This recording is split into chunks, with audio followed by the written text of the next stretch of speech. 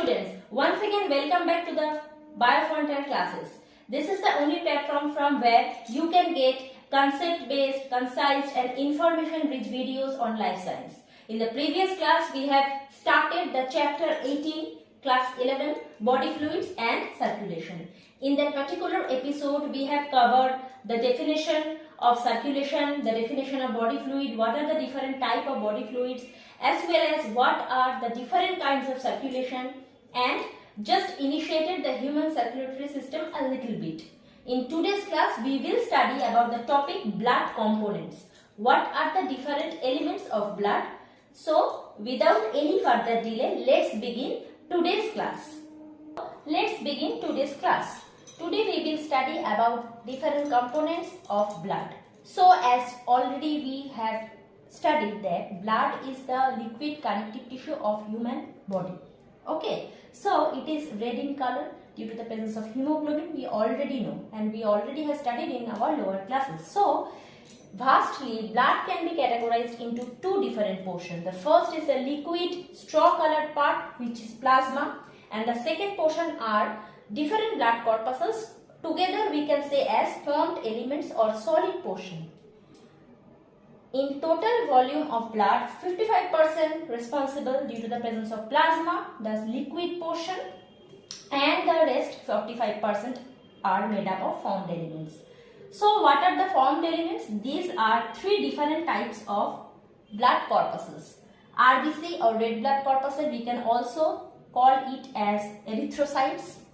The second one is WBC or white blood corpuscle, we can also term it as leukocyte. And the third is platelet, we can also term it as thrombocyte. Why RBC, red blood cell? Because hemoglobin is present there as the respiratory pigment. That is why it appears red in color and we term it as red blood corpuscle or erythrocyte. Clear? Next one is WBC. No pigment is there, that is why it is colorless or white. That is why leukocyte or white blood corpuscle. The third one are platelets, thrombocytes, and RBC or erythrocytes are responsible for oxygen transport and carbon dioxide transport. The presence of hemoglobin there inside the RBC mainly responsible for the carriage of oxygen and carbon dioxide. Hemoglobin binds with the fresh oxygen and supply the fresh oxygen to different cell to cell, and as well as beside delivering the fresh oxygen, it also attaches with the produced carbon dioxide within the cell due to various cellular activity, and they act as a carboxyhemoglobin and they are responsible for the excretion of carbon dioxide from the body as well.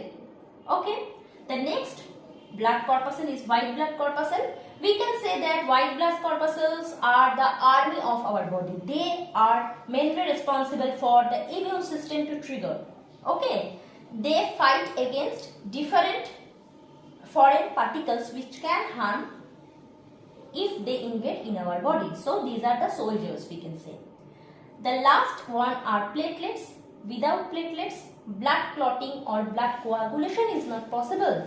So if the amount of platelet is absent or very low in our body, we will lose our capacity of blood coagulation. As a result, we can lose our life also. So these are the three main important blood corpuscles or solid parts of blood. Okay, so here WBC can further be categorized into granulocyte and agranulocyte. Granulocyte means if this is the WBC, there are granules present within the cell. So the granules can vary from 2 to 3 lobes according to different types of granulocytes. So granulocyte here can be categorized into neutrophil, eosinophil and basophil according to their nature, on the basis of which granulocytes can be categorized according to nature. And how will it work? Neutrophil is neutral pH. Okay. Eosinophil means it is stained by acidic in nature. And basophil is basic in nature. From the name we can easily understand this fact. So granulocyte is categorized into neutrophil, neutral pH, eosinophil, acidic pH, and basophil, basic pH. So what are the different types of, what are these granules? These granules are mainly enzyme filled, mainly hydrolytic enzyme filled granules.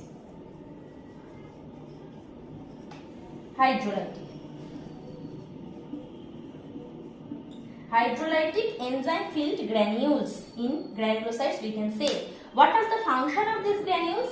When, as we already have studied, that WBC are the soldiers of our body. When any foreign debris or any foreign particle, whether it can be virus or bacteria or any other foreign component which can harm our body, our immune system is so much developed that if eosinophil, neutrophil or basophil come in action, the granules present within their cell contain hydrolytic enzymes, and they then and there can kill the debris by this enzyme. By bursting those granules and by usage of these enzymes, they can kill the debris, the foreign particle at the site of invasion. Okay.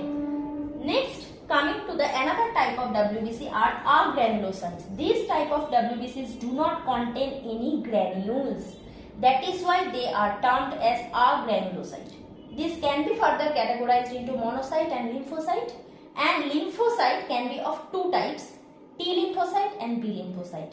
In my previous classes already T lymphocyte, you can refer the video of thymus gland.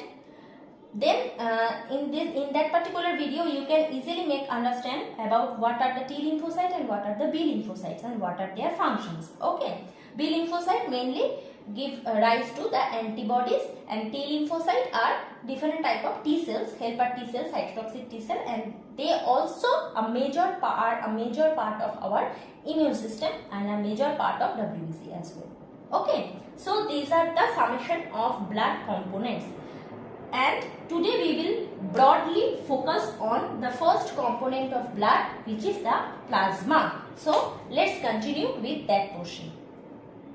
Coming to the next portion, I have already mentioned today we will focus on the composition of plasma, the first liquid straw colored portion of blood. So plasma can be made up of 92% of water and only 8% of solid material. In that particular type of solid material, it can be organic or it can be inorganic also. In the organic portion, further it can be categorized into two parts. One is the made up of plasma protein and plasma lipids. Different type of plasma proteins are there. We will discuss vividly on that particular portion. So colloid portion is made up of plasma protein and plasma lipid, and the crystalloid part is made up of, there can be urea, there can be uric acid, there can be glucose. The inorganic portion mainly comprised of the cations and anions. Cation means the positive ions, potassium, sodium, magnesium and calcium are there, and the anion means the negative portion, negative ions like chloride, bicarbonate, phosphate, sulfate, etc. So this is the summation of the composition of plasma. Here is a very important thing I would like to refer here is plasma is equals to, plasma is mainly made up of three types of plasma protein: fibrinogen, globulin and albumin. So what is serum here? Serum equals to plasma minus clotting factor. So what is the clotting factor here? Clotting factor means, no, you are mistaken here, not the thrombocyte or platelets. Yes, thrombocyte or platelets are definitely responsible for blood coagulation or blood clotting, but here clotting factor means the protein present in the plasma which is responsible for blood clotting, and the name of that particular type of protein is fibrinogen. You can remind it like that fiber. Whenever suppose this portion of my finger is cut, cut open here, from here accidentally. Okay, blood is leaking, blood is releasing from that particular portion, but within 2 to 3 minutes a clot will appear. What is responsible for the formation of clot? Yes, you are right. The thrombocytes are mainly responsible, but besides the thrombocytes, for the activation of the thrombocyte, for the activation of the platelets, first plasma protein fibrinogen is responsible. The fibrinogen, we can say, remind it as fiber. Fiber means any kind of cloth. We can say cloth is made up of fiber, tissue. So whenever there is any cut, we wrap the wound with tissue for stopping the leakage of blood. Okay, so here just remind the similar concept here. Fibrinogen is the protein, mainly the plasma protein present inside the plasma, and it is responsible for blood coagulation. So plasma without the clotting factor or plasma without the fibrinogen, which is the clotting factor, is termed as serum. It is also slightly yellowish in color. Whenever there is any wound appear, after 2 to 3 minutes or 3 to 5 minutes, depending upon human to human, the clot is present, the clot will form, and blood leakage will stop eventually. And after stopping of whole procedure, a slight yellow colored liquid is leaking from that wound. This is the slightly yellow colored liquid which is leaking from that wound is serum. Serum is nothing but plasma, but without the clotting factor. It is a type of plasma, or it is a portion of plasma itself, but without the fibrinogen or the clotting factor. Understood? So let's begin with the different types of proteins present in the plasma. So we are only left with the plasma protein portion. As I have already mentioned, there are 3 types of proteins present inside the plasma. What are they? The first one is fibrinogen. We also can recall it as the clotting factor. Already I have mentioned this. The second one is albumin. Albumin is such a kind of protein that is mainly responsible for maintaining the osmotic balance.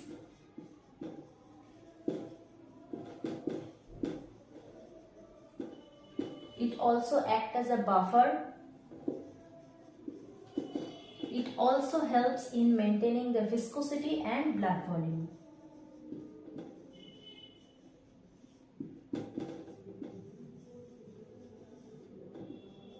Okay, so these are the various functions that albumin takes care about. First is the osmotic balance. It maintains the viscosity and the blood volume. It also acts as a buffer inside the blood. Albumin is such a kind of protein, already I have mentioned. Its lower level denotes that there is some dysfunction related to the liver, or some disease related to the liver is there. We can take it as a marker for liver disease, the low level of serum albumin. Okay, and very interesting thing is that the albumin protein is very minute in diameter, or smallest in diameter, you can say. That is why it is very easy for our body to excrete albumin from our body through the urine. And as a result, if there is presence of albumin in the urine, we can assume it directly indicates that there is some kidney malfunction or dysfunction is there. So it also acts as a indicator, low level of albumin act as an indicator for liver dysfunction, as well as if we trace some amount of albumin in our urine as excreta, so we can also say that it denotes or indicates some kind of kidney malfunction as well. The third and the most important protein is globulin. We are all aware of the name globulin. It mainly makes the globin part of the hemoglobin. You can say it is a very important protein present in the plasma. So There are three different types of globulin protein in our body: alpha, beta and gamma. From them, alpha can be categorized into alpha 1, alpha 2, beta can be categorized into beta 1, beta 2, and the last one, gamma, is alone. It is not categorized further, and only the gamma globulin give rise to antibodies. Alpha, not the alpha, not the beta, only the gamma globulin will give rise to antibody. So what are the antibodies? You can refer my lecture on thymus gland. From there you can easily make understand about what are the antibody. In a brief, I am just telling here that antibodies are you can say the weapon for human body. Whenever there is any foreign particle, it may be virus, it may be bacteria, or it may be another kind of foreign debris, our body, when invade those foreign particles in our body, antibodies act as a weapon. Antibodies act as a weapon. They fight against those foreign debris, and as a result our body can get relief from that particular incident. These act as a weapon or soldiers for our body. So these are the three important types of plasma proteins. First is the fibrinogen. It is the clotting factor. Don't actually misunderstand the fibrinogen with the thrombocyte. Okay, platelets are the blood corpuscles. These are the formed elements of blood, and they are responsible for blood clotting or blood coagulation. But fibrinogen is the protein present in the plasma.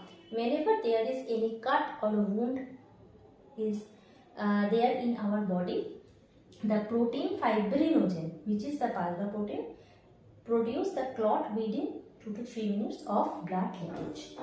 The second one is albumin, and the third one is globulin. So these are the various elements of blood. In our next class, we will focus on the blood corpuscles, erythrocyte, leukocyte and thrombocyte. So this is it for today's class. If there is any question from your side or any query regarding today's class, you can always comment down below or email me via the email ID which is right now popping in your screen. If you enjoy the video and if you enjoy the learning process, don't forget to share the video as much as possible. Like the video and subscribe to this channel and put the notification bell on always, so that each time I upload any video you will be get notified. So let's meet in the next class with the blood corpuscle system. So thank you for today.